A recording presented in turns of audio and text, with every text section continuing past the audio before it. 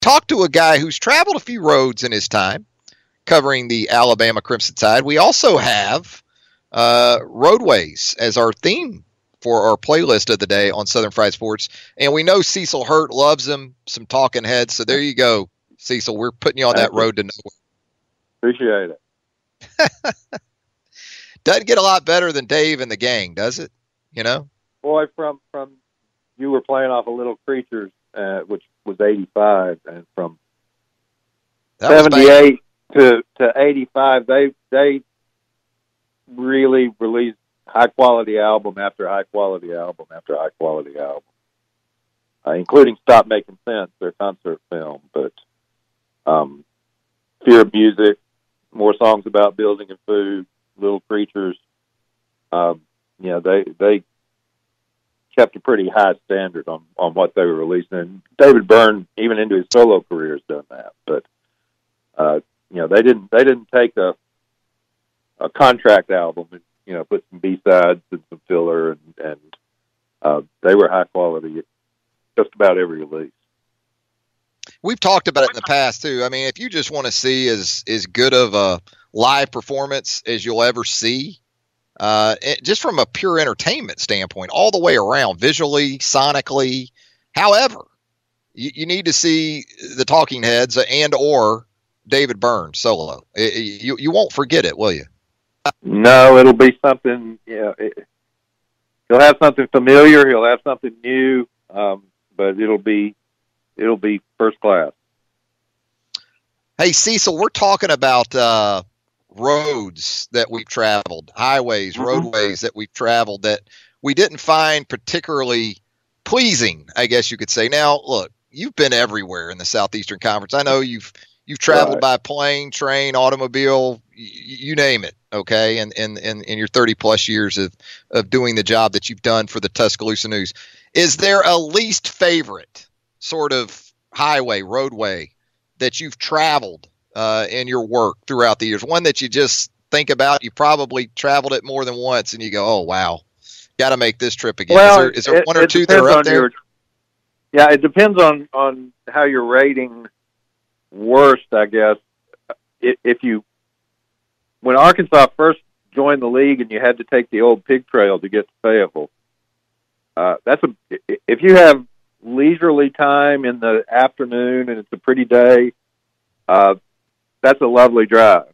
But if you got to get back to the interstate from Fayetteville at 1 o'clock in the morning in the fog, you're taking your life in your hands. So there's that kind. Now, there are some long, boring stretches. Meridian to Jackson isn't a bargain. Nothing wrong with it. It's an interstate. But, one that I don't, and you've probably made this drive, I don't particularly want to take the Florida Expressway across from Tampa St. Pete over to Miami. That's not a great drive for me. No. And north of that, I-4 from Tampa across Orlando, if you need to go to Daytona, good luck with that, with the Disney crowd. Now, what about a roadway that maybe Cecil gets hammered a lot, in terms of people being pretty outspoken about their disdain for it, that maybe you actually enjoy more than maybe others do?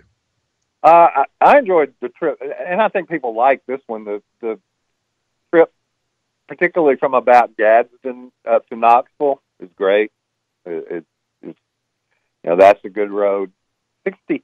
65, once you get north of Nashville and go through Kentucky, and particularly if you take the Bluegrass Parkway over to Lexington, is really nice. People don't like going through Nashville, particularly on 65, because it's so beat up.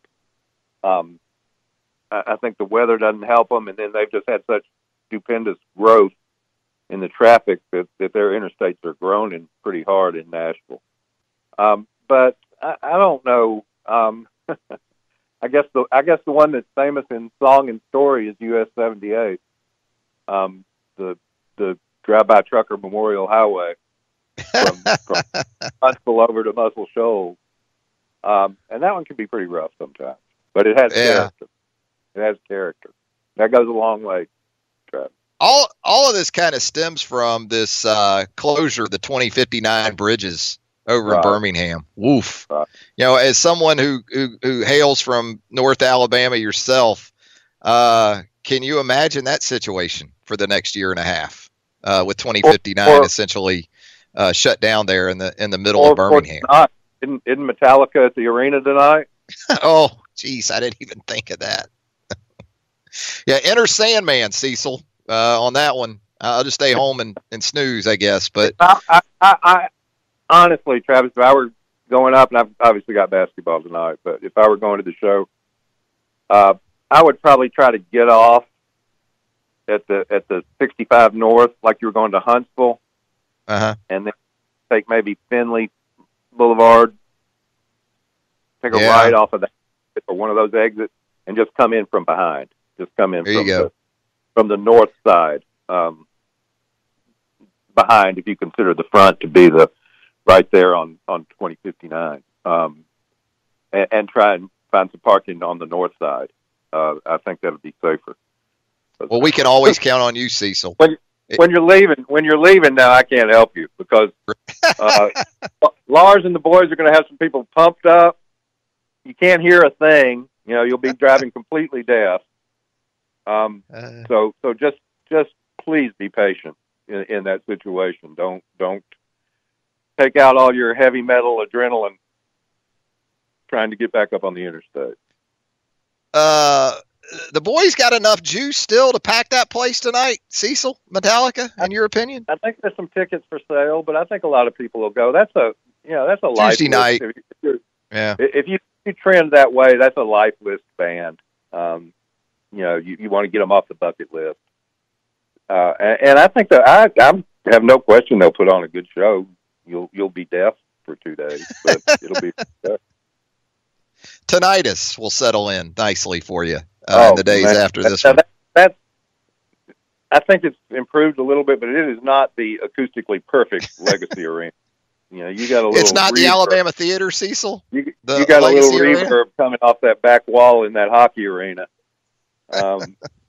It'll shake you up. It's not the Lyric, the refurbished Lyric in downtown Tuscaloosa sonically, is what you're saying, I guess. Yeah, it might be a little rough on the ears down there tonight. Now we're talking roads. What about this road the Alabama men's basketball team finds itself on? Coming off the road, as a matter of fact, a split of games at Missouri and then at Tennessee on Saturday afternoon. You were in Knoxville. More than anything, would like your thoughts on how that game played out, especially down the stretch. The call on John Petty on the travel, Alabama's free throw struggles in the second half. Where do you sort of put more of the weight in terms of how things played out for Alabama down the stretch of what was really an impressive performance in that second half? No other way to, maybe their best performance of the season when you talk about just a half, but kind of an overview of how that played out. Well, it's funny because this has been such a prominent conversation nationally and then locally, obviously, because of the basketball game too, but because of the two playoff games, NFL playoff games on Sunday. And I always tell people and caution people, yes, a bad call at the end of the game gets magnified like you were looking at it through the Hubble telescope. I mean, it's huge, it's big, but in a one-possession, 40-minute basketball game, 60-minute football, or 60-minute plus football game, every possession matters. Virtually every second, something is happening that could affect the game. Alabama needed to play better defense in the first half against Tennessee. They needed to shoot a little better at the line, or hope that Tennessee didn't shoot quite as well. Tennessee shot 75%. And for me, people who say make all your free throws are unrealistic. I think 75% is a fair. Hey, that was a good night at the line. You take 75% for the year and never look back. And Alabama's below that. They're about 69, and, of course, they were below 50 in Knoxville, so you want to shoot better. Now, that doesn't mean that the last play isn't important or that, and sometimes they're out of your control. In the last 3 minutes, there's a block shot on the Alabama, and Dante blocks the shot. It goes right to Grant Williams, who lays it up and scores. Mm-hmm. Then Petty gets his shot blocked, which, it's a flying block by Grant Williams, which you think if he gets it flush, he's going to knock it past Petty and into the stand. So you keep possession. Instead, he tips it where it just goes high enough that it goes straight to Tennessee's guy. I think Schofield may have rebounded it. You just, those are breaks. Those are what you call breaks. But if Petty pump fake, Grant Williams is up in the third row. He can either drive or dump it down to Dante, and you score. So it gets so complicated. I thought watching it in a slow motion replay, I thought John probably took a bunny hop when he received the ball, whether he got bumped or not bumped. Do you always see that called? No, but then you get into the let them play at the end. Well, okay, let's let them play. Do you let them play to the extent that they let Rams secondary play against New Orleans? The one thing I wrote about this, watching that play as a college football, it's amazing that there's a line in some ways that divide. Obviously, college football fans enjoy pro football and vice versa. It's football. But when I saw that play live time, I'm not even thinking pass interference because I'm so attuned to targeting. Right. And that's such an obvious target that in college football, there's going to be the targeting flag independent of pass interference or where the ball was. It's helmet-to-helmet contact. And even if there's no flag at all, even if it's the NFL situation that you had in New Orleans, somebody's reviewing that in the booth for targeting. Yeah, automatic review. You're getting the buzz down from the booth. So you may not get interference, but you're going to get targeting. But it amazes me, it's a bigger, broader issue about how they're treating CTE and player safety and so forth. That the first reaction from the announcers, from the crowd, from everybody, nobody says, holy mackerel, that's targeting. They're worried about whether it's pass interference or not, which it clearly was. But the college fan reaction would be that's targeting. And can you and to extend that to its ultimately, and can you imagine to transplant that scene to LSU? And can you imagine Alabama winning the game on a non-call targeting like that? What the carnage would have been? Not enough money in Louisiana to pay for all the billboards these days, Cecil. Yeah, but no, you tell me if I'm crazy. Isn't your first I tweeted immediately after the play that it was, whether it's defined as targeting in the NFL or defenseless player, there's a rule for that. So yeah, it was a two-way go. If you're one of the two officials that look to be looking at the play, wasn't just one official that was looking at it. Looked like there was a guy in front and a guy behind, and missed it on two levels. Right, and in college football, better, worse, you can have your preferences, I guess. But in college football, that play's getting reviewed, pass interference or no pass interference. Yeah, exactly. That's where the Saints were really screwed, was that there isn't automatic review for any hits involving the head or targeting or defenseless players. It didn't work out for the Saints at all. Cecil, let's talk. And they had more chances. Let's get that out. They had an overtime. Sure, they did. So had the ball with a chance to get a first down deep in Rams territory and essentially run the clock out. Drew Brees usually hits that slant 95% of the time on first down, right? Absolutely. So again, in the won the game, lost the game, let's sue the NFL and bring the players back to replay the game. That's Cecil, you think the man's going to refund those tickets?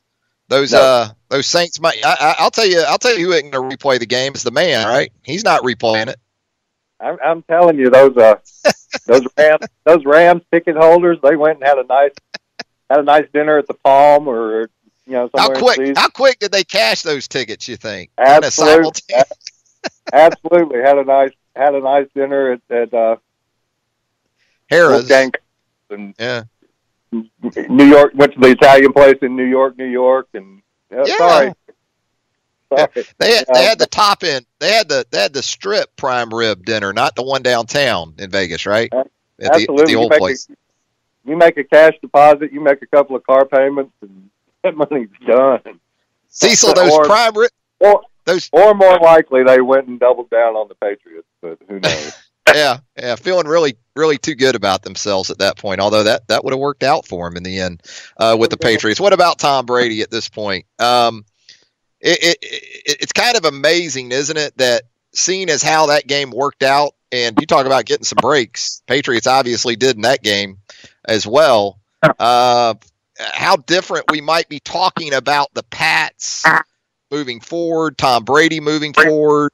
If a few things go the Chiefs' way, instead we're talking about this crazy extended run continuing on for Brady and the Pats. Well, it's beyond. You can't attribute it to luck. Obviously, he's the greatest. Brady's the greatest quarterback in NFL history. For them to have been in the championship game 8 years in a row, and the number of Super Bowls, and who in America, the minute that the Patriots won that coin toss, who in America didn't think the Patriots were going to win that game? You just expect them to do it, and no.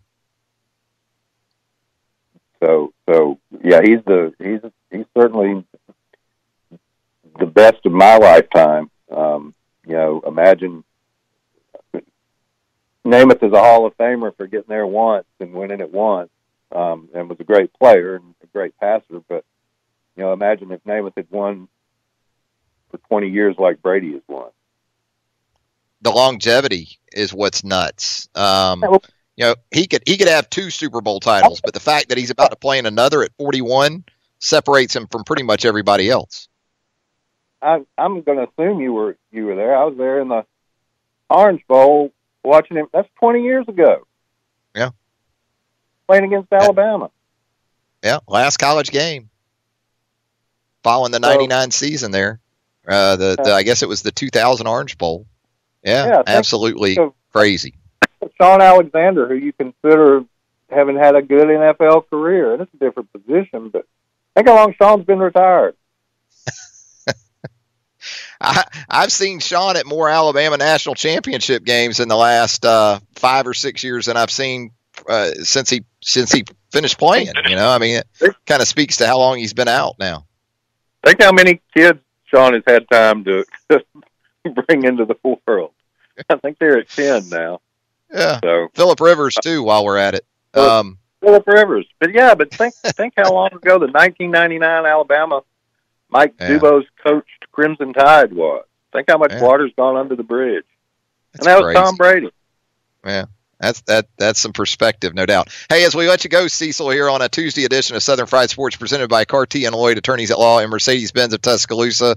Tell us what we're looking for tonight with Ole Miss coming to town to take on Alabama in a huge Southeastern Conference matchup.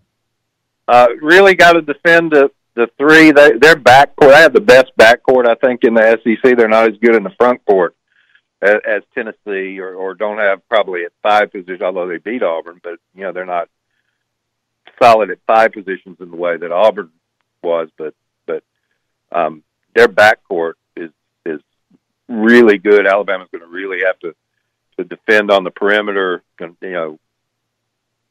that up a notch. Not have a first half defensively like they did at Tennessee, where they let Jordan Bone sort of do what he wanted with the ball.